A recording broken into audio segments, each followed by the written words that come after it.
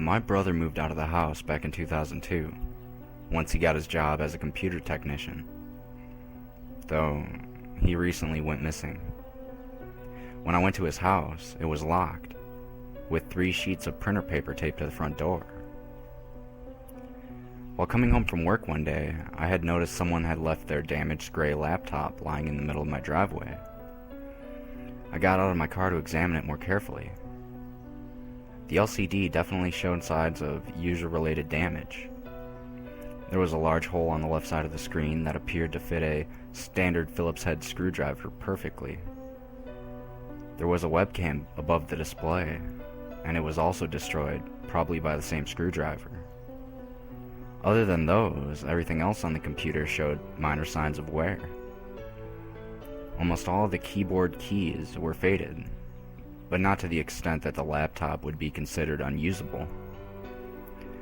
I looked at the back of the display to find out what brand it was, but I couldn't find anything. I looked at the entire laptop shell, but there was no text or logo stating what brand it was.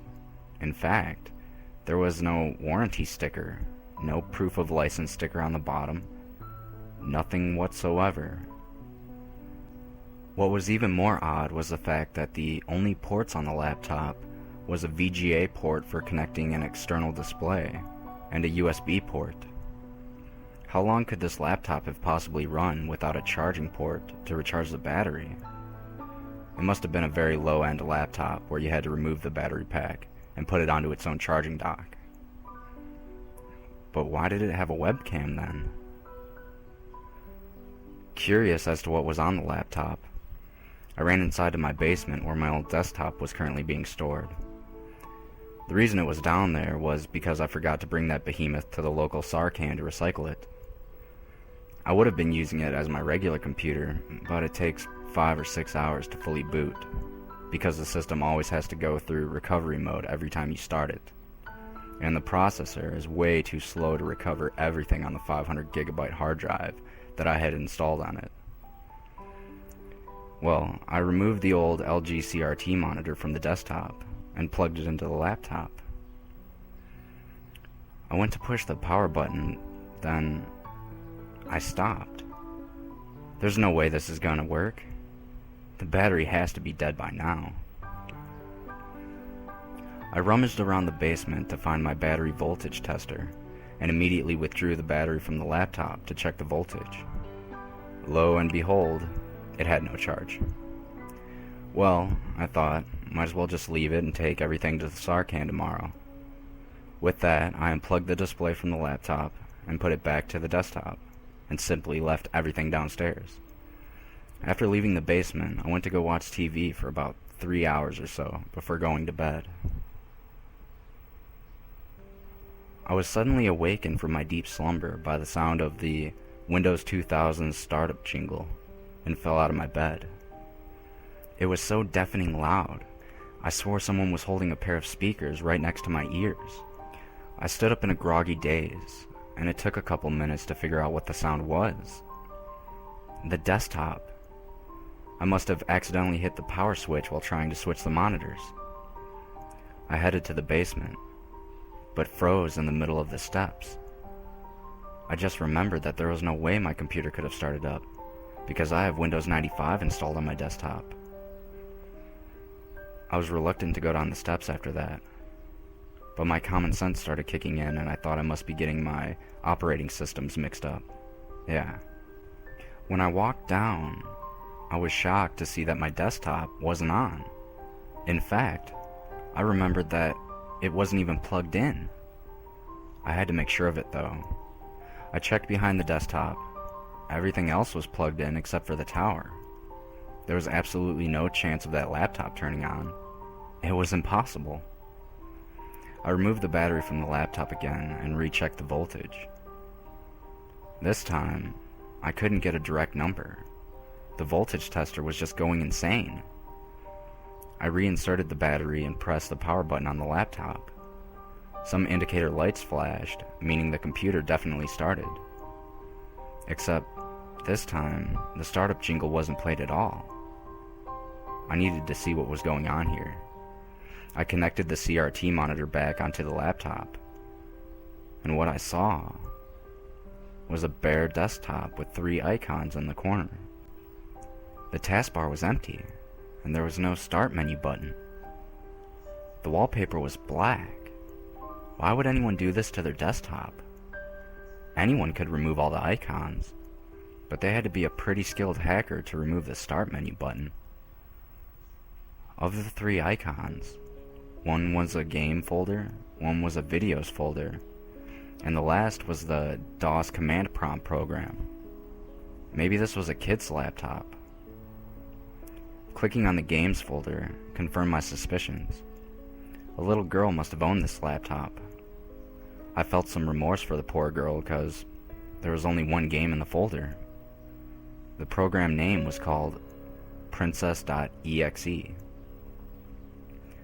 I clicked on it just to see what the game was like.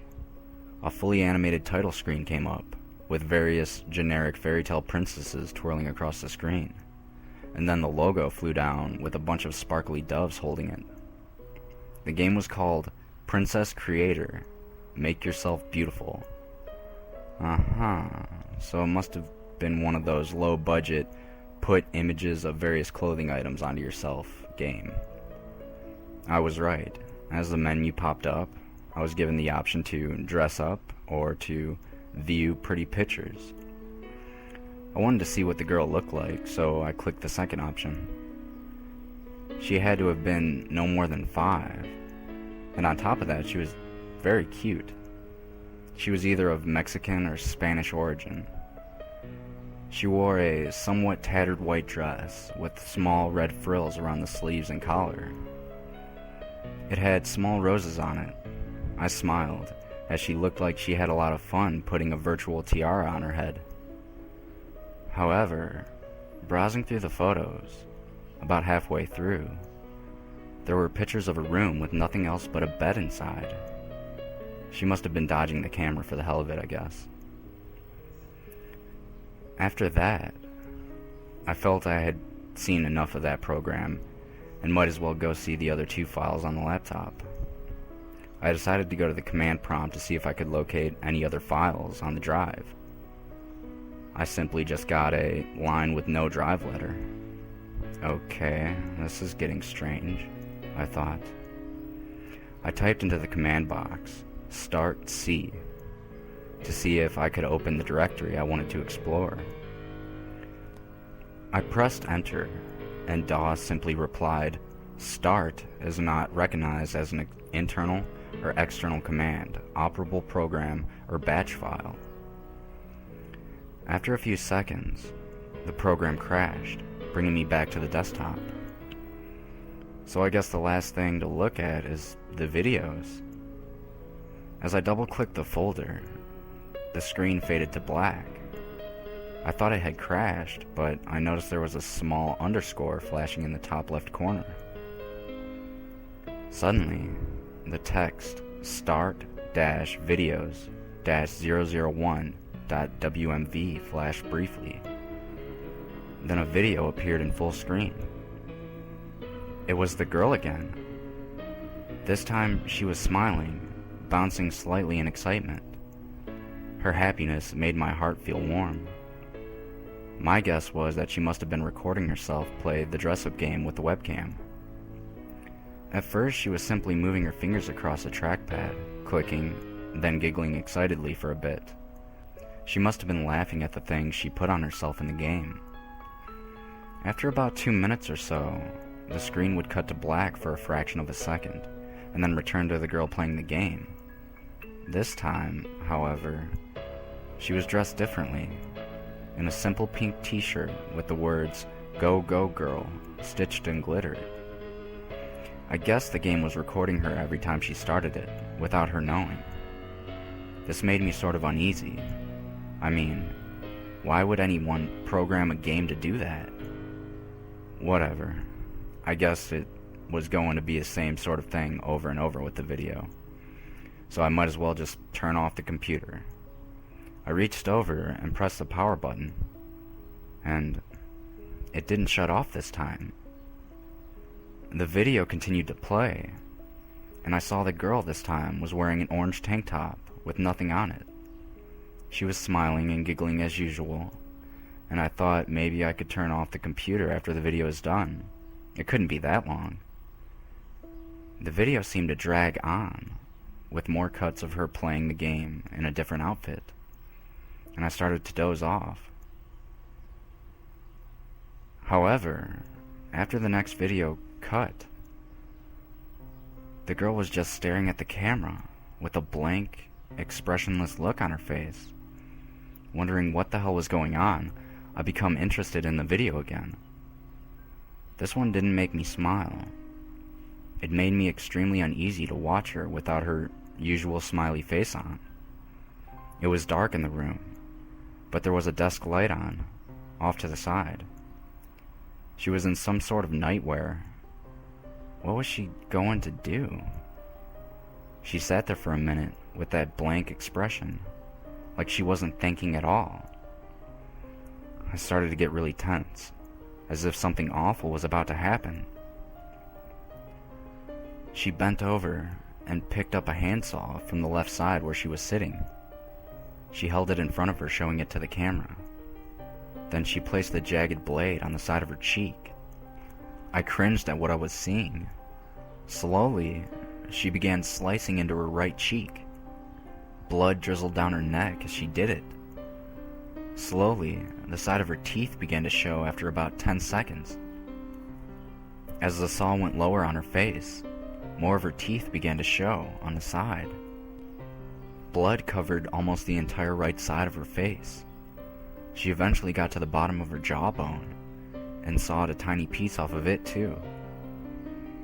Her cheek fell to the ground with a small thud, and she put the saw in her lap and continued to stare at the camera, emotionless. I couldn't take much more of this and tore the battery out of the laptop. But the video continued to play. Then, the next cut began. The girl screamed in pain. I almost fell out of my seat. It was so loud. She screamed and put her hands over her now absent cheek. She continued to scream in agony for about 10 seconds.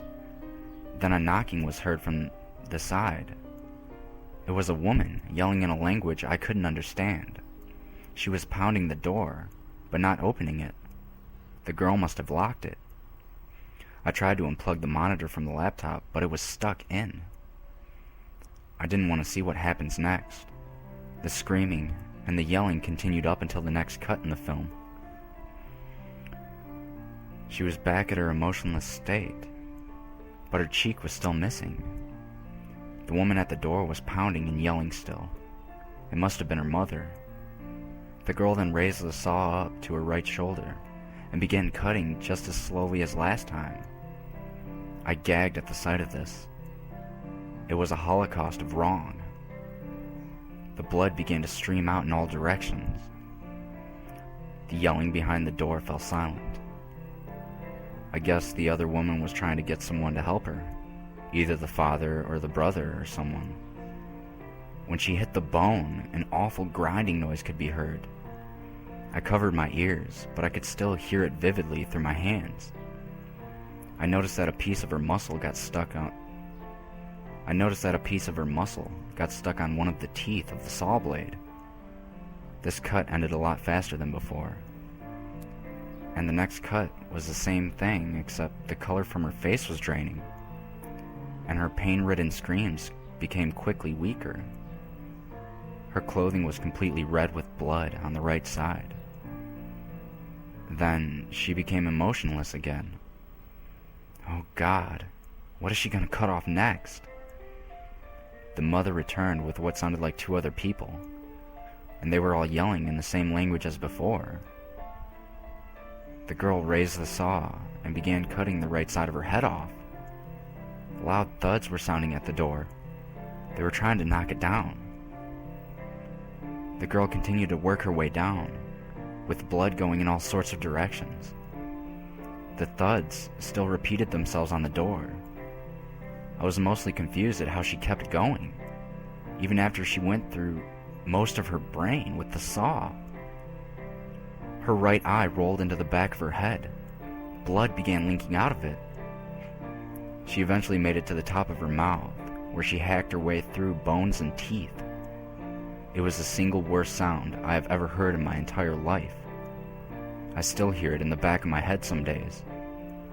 The thuds continued, and deep in the back of my mind, I hoped they wouldn't be able to break down that door, so they wouldn't have to see such an awful sight. She finally made it through, and with that, the right side of her head fell to the side of her neck, held on only by a piece of skin. I remember the chilling sound of her jaw being unhinged when it was tugged violently by the force of the top half of her head. She put the saw blade down to her side. The video ended, and in the next cut, she simply fell face down onto the desk. Half her brain fell out onto the desk on impact, and her eye popped out of its socket. Blood pooled on the desk. The people trying to break down the door finally made it in, and they were hysterical at what they saw. Their daughter was in pieces. The mother vomited and ran out of the room. The father ran to the daughter, put her head back together and cried, holding her head at the side of his. The other man, presumably the girl's older brother, simply stared in horror at what he saw. The horrifying self-mutilation finished with that cut, and the screen cut back to the empty room with the bed. With a sigh of relief that it was over, I sat there, breathing heavily and sweating. I didn't realize that the room was so hot until now. I had so many questions to ask. How was all of this possible? It frightened me, and I spent a good 30 minutes sitting in the chair. And finally, I got the courage to get up. I looked back at the laptop for what I hoped was the last time. The room with the bed glared on the screen. Then, it cut to something else. It was a cut of my face, in the basement, using the laptop.